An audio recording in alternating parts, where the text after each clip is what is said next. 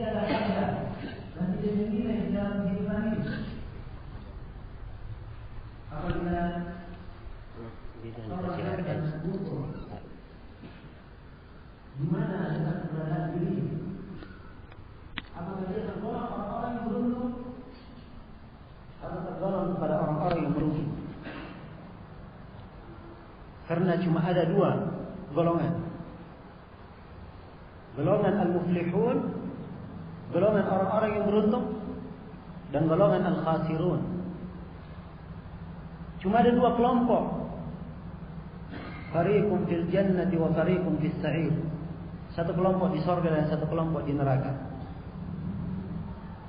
Iya. Hanya ada dua bagian dari manusia. Faminhum syaqiyyun wa minhum sa'id.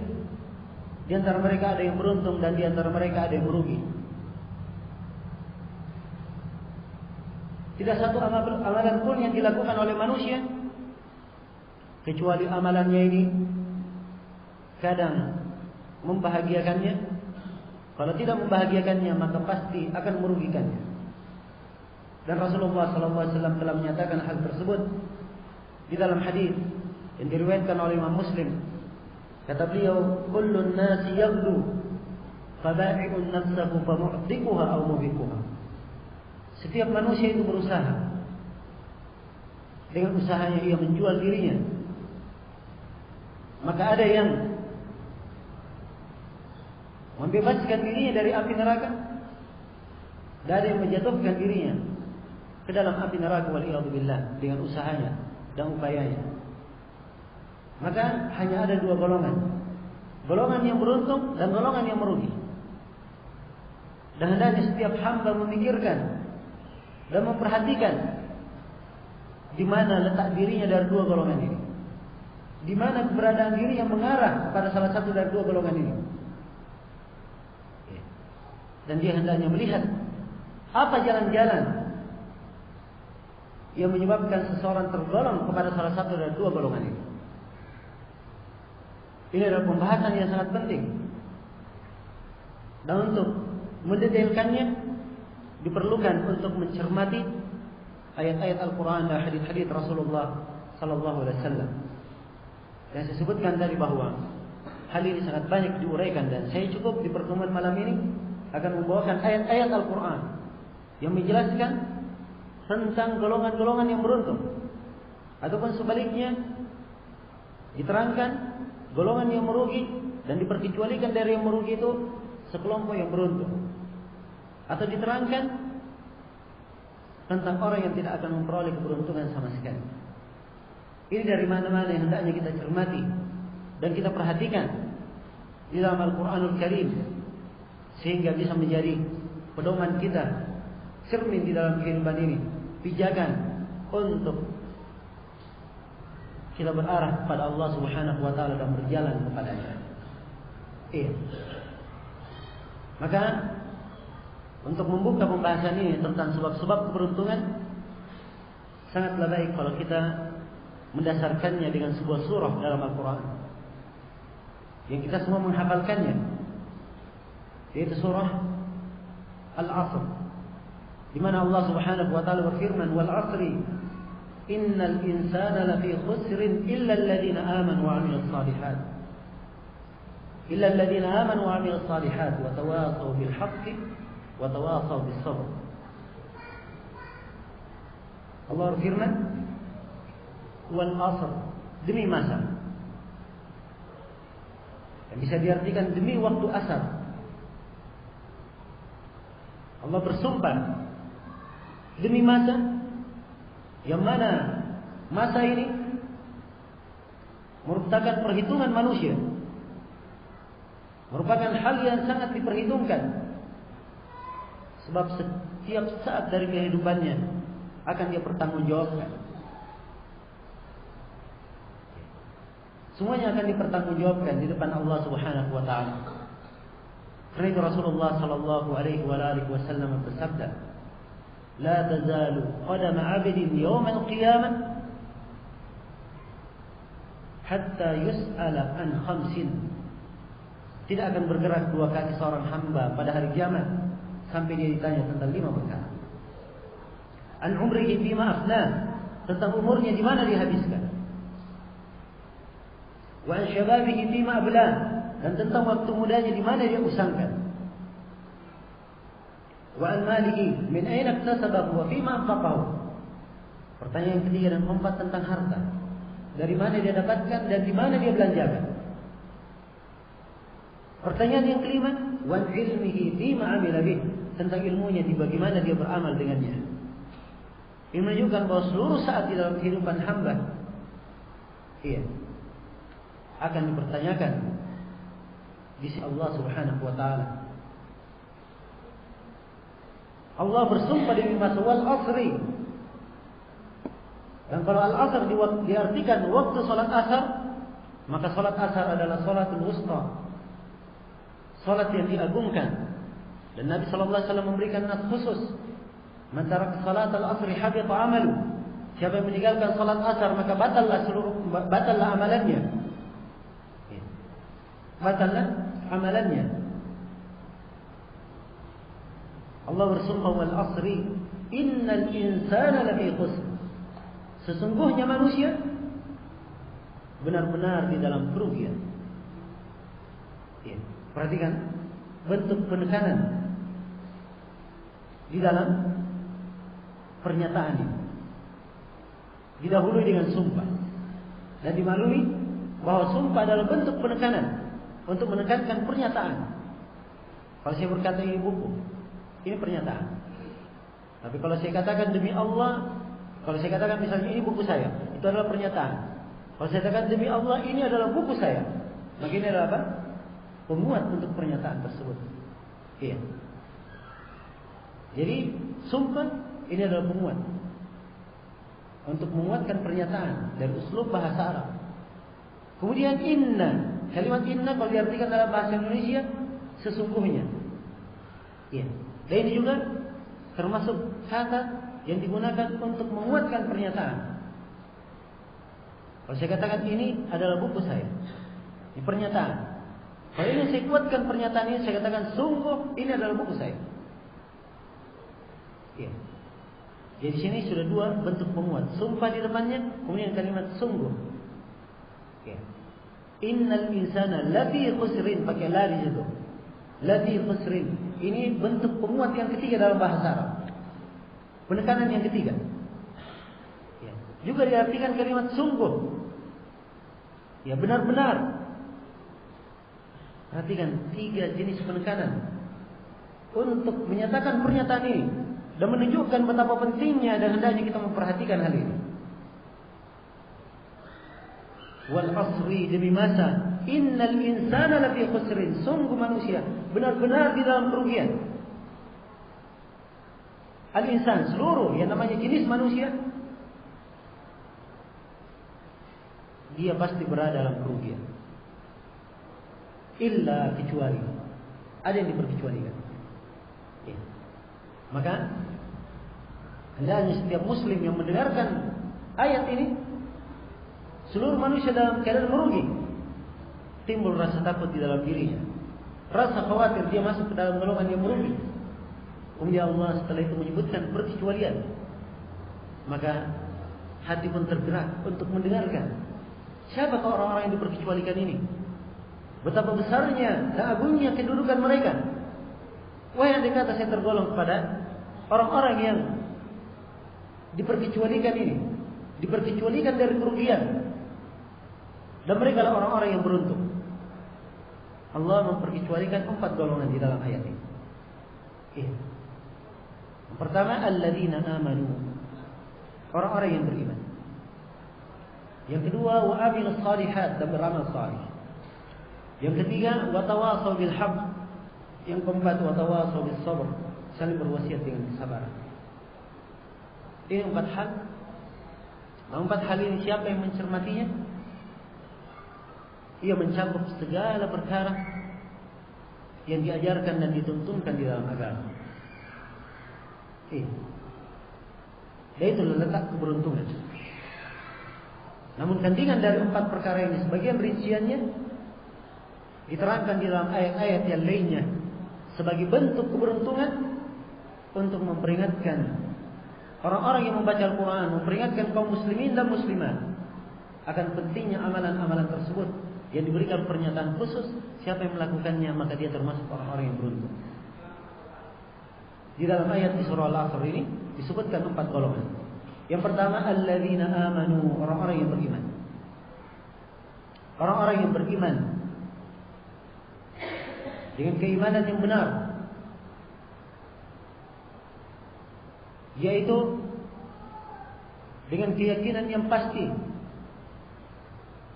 tanpa ada keraguan kepada Allah Subhanahu wa taala dan kepada apa yang disyariatkan oleh Allah. Ia mengimani seluruhnya dan berbagai bentuk-bentuk dan cabang-cabangnya, apa yang wajib darinya dan apa yang sunnah. Siapa yang beriman dengan keimanan yang benar, maka mereka ini yang disebut dengan orang-orang yang beriman. Dan uraian dan kandungan dari keimanan kadang dimaknakan dengan Islam itu sendiri, sebab mencakup seluruh amalan yang disyariatkan di dalam agama.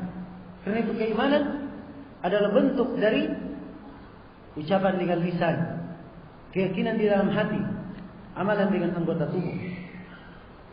Dan keimanan kadang dia bermakna rukun-rukun iman. Beriman kepada Allah, beriman kepada para malaikatnya, beriman kepada kitab-kitabnya, beriman kepada para rasulnya, beriman kepada hari akhirat, dan beriman kepada takdir yang baik dan yang buruk.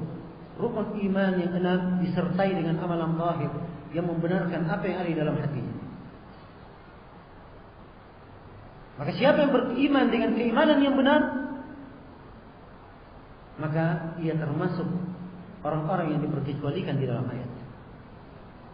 Dan perhatikan, cakupan keimanan sangatlah luas. Ya. Mencakup banyak hal, mencakup banyak perkara. Dan mana keimanan ini sangat penting untuk didetailkan. Apalagi kita di masa yang banyak terjadi perkara-perkara, terjadi fitnah, apakah itu dalam bentuk syubhat maupun dalam bentuk syahwat, yang memalingkan manusia dari mana keimanan dan keislaman. Ya. Maka perhatikan dari mana-mana keimanan ini. Keimanan kepada Allah tercakup di dalamnya. Keimanan akan adanya Allah. Keimanan terhadap rububiyahnya. Dialah Allah yang maha bersendirian dalam perbuatannya. Yaitu dialah Allah yang maha mencipta, maha menghidupkan, mematikan,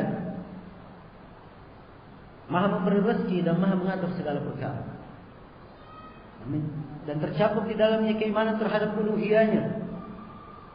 Keyakinan imani nama-nama dan sifat Allah, bahwa dialah Allah Subhanahu wa taala yang disifatkan, dinamakan dengan nama-nama dan sifat-sifat yang maha agung dan maha mulia. Kita yakini seluruh hal tersebut sesuai dengan kemuliaan dan kebesaran Allah, tanpa kita serupakan dengan makhluknya. Ya. Dan masuk juga dalam mana keimanan, beriman kepada para malaikat, keberadaan mereka, tugas-tugasnya, siapa yang diketahui nama-namanya, dan mereka adalah makhluk-makhluk Allah. Beriman kepada kitab-kitabnya, apa yang diterangkan namanya maupun tidak diterangkan. Keimanan secara global dan secara khusus bagi kita umat Islam, beriman kepada Al-Quran, beriman kepada para Rasul seluruhnya tanpa terkecuali. Iya. Siapa yang kita ketahui namanya, maka kita beriman terhadap Rasul-Rasul tersebut.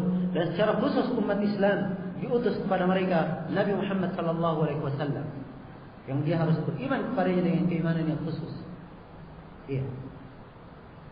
Kemudian keimanan kepada hari akhirat, yang termasuk di dalamnya keimanan kepada alam kubur, yang merupakan awal persinggahan negeri akhirat. Keimanan akan hari kebangkitan, keimanan akan kejadian di padang mahsyar, keimanan akan adanya telaga, keimanan akan syafaat, kemudian keimanan akan adanya hisab, akan adanya timbangan, keimanan akan adanya jembatan yang dihamparkan di atas bumi neraka jahanam, keimanan tentang surga dan neraka. Iya. Kemudian beriman kepada takdir yang baik dan yang buruk. Ini dari bentuk-bentuk dan rukun-rukun keimanan. Dan iman itu bercabang-cabang. Nabi SAW bersabda, al-imanu bid'un wa sab'una syu'bah, a'laha qawlu la ilaha illallah, wa adnaha imatatul adha 'anil tariq, wal haya'u syu'batun minal iman. Iman itu 73 sampai 79 cabang. Yang paling tingginya adalah ucapan la ilaha illallah. Paling rendahnya adalah menyingkirkan, atau paling di tingkatan terbawahnya adalah menyingkirkan gangguan dari jalan. Dan rasa malu adalah bagian dari keimanan. Iya. Ini gambaran global tentang makna keimanan tersebut. Andai kata seorang mukmin menghabiskan waktunya untuk mencermati makna iman, maka sungguh sangatlah ringkas dan sangatlah sedikit waktu yang diberikan kepada kita. Iya. Maka ini golongan yang pertama yang disebut dan dipuji, alladzina amanu, orang-orang yang beriman. Mereka dipuji sebagai orang-orang yang tidak merugi, orang-orang yang beruntung. Dan Allah nyatakan keberuntungan orang-orang yang beriman dalam banyak ayat. Allah berfirman, qad aflahal mu'minun, sungguh telah beruntung orang-orang yang beriman. Dan Allah Subhanahu wa taala sebutkan dari bentuk-bentuk dan cabang-cabang keimanan, alladzina yu'minuna bil ghaibi wa yuqimuna as-salata wa mimma razaqnahum yunfiqun walladzina yu'minuna bima unzila ilayka wa ma unzila min qablika wa bil akhirati hum yuqinun ulaika ala hudan min rabbihim wa ulaika humul muflihun. Orang-orang yang beriman kepada yang gaib, mereka orang-orang yang menegakkan. Dan orang-orang yang beriman kepada apa yang diturunkan kepada engkau, beriman kepada apa yang diturunkan sebelum mereka. Ya. Kemudian Allah menyebutkan di ayat setelahnya, mereka itulah orang-orang yang berada di atas petunjuk, dan mereka itulah orang-orang yang beruntung.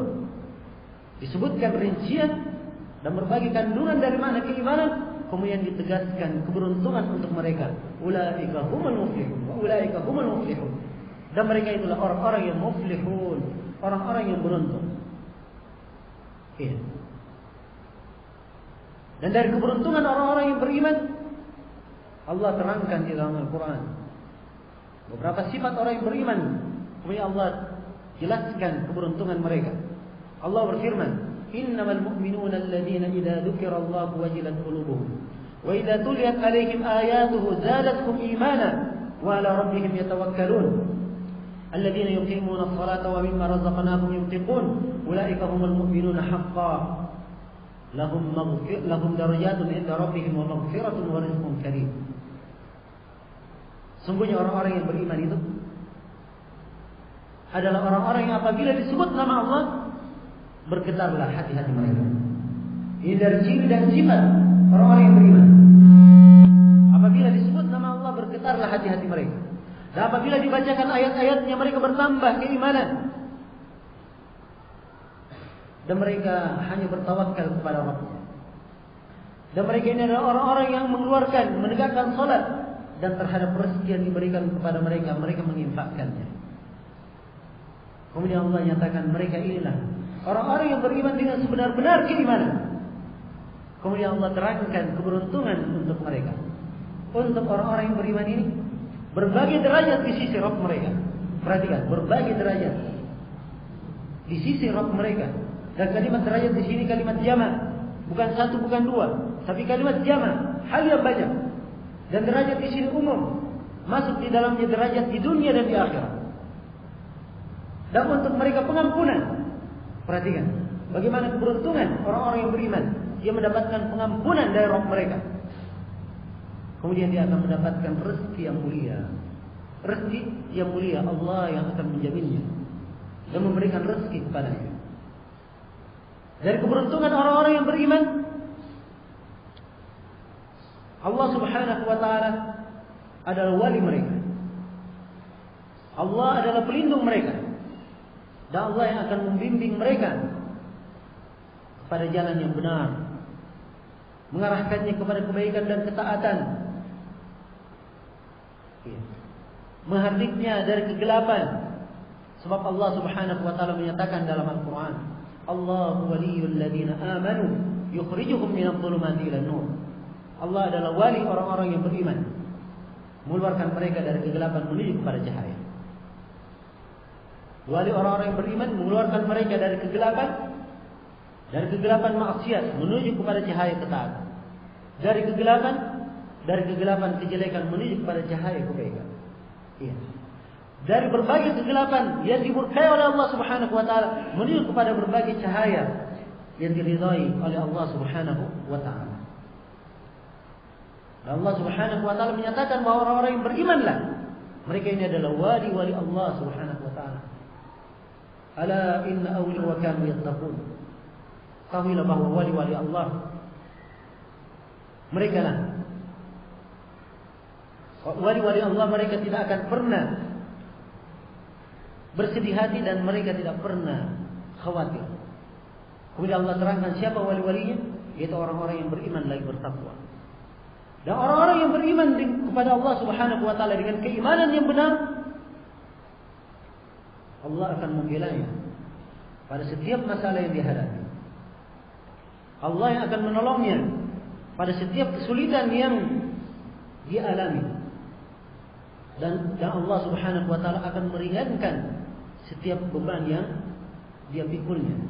Sebab Allah Subhanahu wa taala menjamin di dalam Al-Qur'an, "Innallaha yudafi'u 'anil ladzina amanu." Sungguhnya Allah membela orang-orang yang beriman. Dan Allah Subhanahu wa taala berfirman, "Inna lanansuru rusulana wal ladzina amanu fil hayatid dunya wa yawma yaqumul ashhad." Sungguhnya kami akan menolong para rasul kami. Dan kami akan menolong orang-orang yang beriman di kehidupan dunia dan kelak di kemudian hari pada hari kiamat. Ya, tatkala kepala manusia mempersaksikan pada hari kiamat. Ini semua dari keberuntungan dan kebaikan orang-orang yang beriman. Dan banyak lagi kebaikan dan manfaat bagi orang-orang yang beriman. Ya. Karena itulah wajar kalau di dalam surah Al-Asr, di antara yang diperkecualikan dari kerugian dan dinyatakan sebagai golongan yang beruntung, sekaligus diterangkan bahwa sebab keberuntungan itu adalah dengan keimanan. Dengan keimanan. Illal ladzina amanu, kecuali orang-orang yang beriman. Kemudian golongan yang kedua, illal ladzina amanu wa amilus salihat, dan beramal salih. Orang-orang yang beramal salih. Iya. Amalan salih adalah amalan yang diridhai dan dicintai oleh Allah Subhanahu wa taala. Setiap dari kita mungkin paham, ya, dan mengerti kalimat amalan salih. Tapi kadang banyak dari kita tidak memahami kapankah sebuah amalan itu syah dianggap amalan salih di sisi Allah Subhanahu wa taala. Ya. Perlu diketahui bahwa sebuah amalan tidak dianggap sebagai amalan yang salih kecuali dengan 3 syarat. Syarat yang pertama, dia harus ikhlas kepada Allah Subhanahu wa taala dalam amalannya. Dia harus ikhlas dalam melakukan amalannya, hanya karena Allah, tidak mengharapkan sanjungan maupun pujian manusia. Kemudian yang kedua, di antara hal yang menyebabkan amalan dikatakan amalan yang salih, amalan tersebut harus dibangun di atas tuntunan dan petunjuk Rasulullah sallallahu alaihi wasallam. Siapa yang ikhlas dalam melakukan amalan, tapi amalan tersebut tidak ada dasar dan tuntunannya dari Rasulullah sallallahu alaihi wasallam, maka dia bukanlah amalan yang salih. Bahkan dia tidak mendapatkan pahala dari amalan yang dia lakukan. Dan bukan saja tidak mendapatkan pahala, bahkan dia mendapat. Nabi sallallahu alaihi wasallam telah mengingatkan, "Man 'amila 'amalan laisa 'alaihi amruna fa huwa raddun." Siapa yang beramal dengan sebuah amalan yang dibangun di atas tuntunan kami, maka dia adalah amalan yang tertolak. Diriwayatkan oleh Imam Muslim dari Aisyah. Dan dalam konteks riwayat Bukhari dan Muslim dari Aisyah, Rasulullah sallallahu alaihi wasallam bersabda, "Man ahdatha fi amrina hadza ma laysa minhu fa huwa radd." siapa yang mengada-adakan di dalam perkara kami ini apa yang bukan darinya, maka dia adalah tertolak. Iya. Maka disyaratkan sebuah amalan menjadi amalan yang salih, dia harus dibangun di atas petunjuk dan tuntunan Rasulullah sallallahu alaihi wasallam. Ya. Kita beragama ini datangnya dari Allah Subhanahu wa taala. Agama ini dibawa oleh seorang rasul. Wahyu yang diberikan kepada beliau. Ya. Dia adalah wahyu yang diwahyukan kepada Nabi Muhammad sallallahu alaihi wasallam. Dan Allah telah menyatakan wa ma yantiqu 'anil hawa in huwa illa wahyu yuha. Tidaklah beliau berucap dari hawa nafsunya. Yang beliau ucapkan itu adalah wahyu yang diwahyukan kepada beliau. Dan itu perlu diketahui bahwa agama ya bukan adat istiadat, bukan pula warisan leluhur dan nenek moyang, dan bukan pula inspirasi manusia, dan bukan pula menurut hemat saya, menurut baiknya, atau menurut prasangka saya. Tapi agama harus dibangun di atas tuntunan dari Al-Quran dan dari Sunnah Rasulullah SAW. Sebagaimana yang dikatakan oleh Imam Az-Zuhri, min Allahir risalah wa 'ala ar-rasulil balagh wa 'alaina at-taslim. Ar-risalah, ya, misi agama atau peraturan agama itu datangnya dari Allah. Kewajiban Ar-Rasul hanya sekedar menyampaikan, dan kewajiban kita adalah tunduk dan menerima. Ya. Maka ini syarat yang kedua. Amalan salih dikatakan sebagai amalan yang salih apabila dibangun di atas tuntunan Rasulullah sallallahu alaihi wasallam. Kemudian syarat yang ketiga, orang yang berbuat amalan salih ini harus orang yang mempunyai akidah yang benar. Harus orang yang mempunyai akidah yang benar, keyakinan yang benar, keyakinan yang dengannya amalannya diterima. Ya.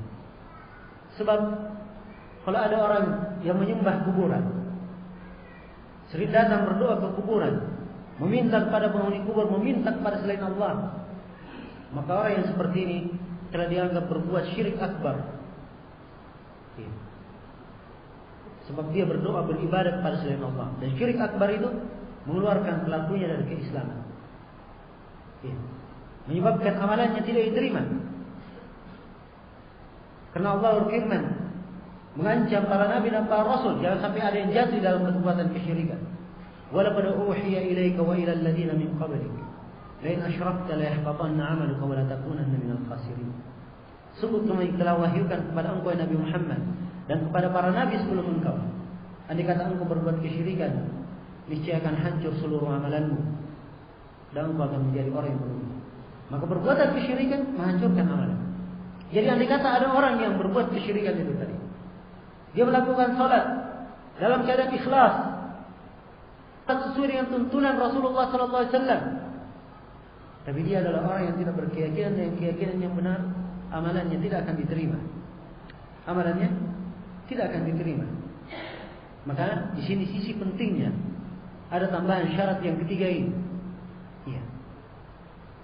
Seorang yang beramal hendaknya ia berada di atas akidah yang benar, akidah yang menyebabkan amalannya diterima di sisi Allah Subhanahu wa taala. Maka ini tiga syarat sebuah amalan dikatakan sebagai amalan yang salih.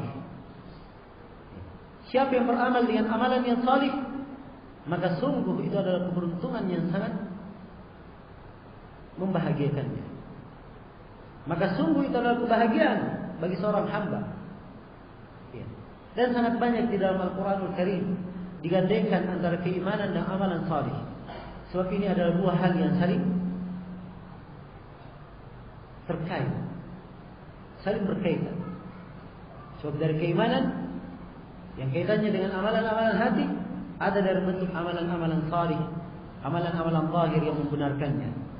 Ya, walaupun secara umum amalan-amalan itu juga, ya, kadang termasuk di dalamnya amalan hati dan kadang termasuk di dalamnya amalan anggota tubuh. Iya. Dan ini dari bentuk amalan-amalan salih dan jumlahnya sangat banyak. Dan Allah Subhanahu wa taala menjelaskan berbagai pujian dan keberuntungan bagi siapa yang beramal salih. Di antaranya Allah menjamin kebahagiaan. Bagi siapa yang beramal dengan amalan salih disertai dengan keimanan. Allah berfirman, "Man 'amila salihan min dzakarin aw untha wa huwa mu'min, falanuhyiyannahu hayatan thayyibah wa lanajziyannahu ajrahum bi ahsani ma kanu ya'malun." Siapa yang beramal salih, dan dia adalah siapa yang beramal salih dari laki-laki maupun perempuan, menunjukkan bahwa dalam hal beramal tidak ada perbedaan antara laki-laki dan perempuan. Ya. Yang paling penting adalah siapa yang paling banyak amalannya, maka itu yang paling beruntung di sisi Allah. Siapa yang beramal dari laki-laki maupun perempuan dan dia adalah seorang mukmin, maka Allah firman, Allah menjamin sungguh kami akan memberikan kepadanya kehidupan yang baik. Dan sungguh kami akan membalas untuknya pahala, sebaik-baik pahala untuk perbuatan yang mereka lakukan, untuk amalan yang mereka kerjakan. Iya. Dan Allah Subhanahu wa taala berfirman, "Wa may ya'ti rabbahu mu'minan qad 'amila as-shalihat fa ulaika lahum ad-darajatul ula jannatu 'adnin tajri min tahtiha al-anhar khalidina fiha abada." Barang siapa yang menghadap kepada Rabbnya, sedang ia adalah orang yang telah berbuat amalan-amalan salih, maka untuknya berbagai derajat yang tinggi. Surga-surga Aden yang mengalir di bawahnya sungai-sungai, ia kekal di dalamnya. Ia kekal di dalamnya. Dan ini dari bentuk keberuntungan yang didapatkan oleh orang-orang yang beramal salih. Dan banyak lagi ayat-ayat dan hadis-hadis Rasulullah sallallahu alaihi wasallam yang menjelaskan tentang hal itu. Dan perhatikan surah Al-Asr ini, kata Imam Syafi'i rahimahullah taala, ya, andai kata manusia memperhatikan surah ini, maka ini telah mencukupi mereka. Sebab kandungan dari surah ini, siapa yang mencermatinya, siapa yang mengamalkannya, maka ini telah mencukupinya di dalam kehidupannya. Akan habis seluruh hidupnya, dan dia mungkin belum tentu bisa menerapkan seluruh apa yang dianjurkan di dalam surah ini. Ya. Karena itulah perhatikan dan cermati mana-mana yang indah yang terkandung di dalamnya. Ini 2 golongan dari 4 golongan yang tertera di dalam surah. 2 golongan berikutnya insyaallah taala kita akan terangkan setelah salat Isya. Untuk sementara kita cukupkan di sini dan kita sambung setelah melaksanakan salat Isya. Subhanakallahumma bihamdik, asyhadu an la ilaha illa anta, astaghfiruka wa atubu ilaik, walhamdulillahi rabbil alamin.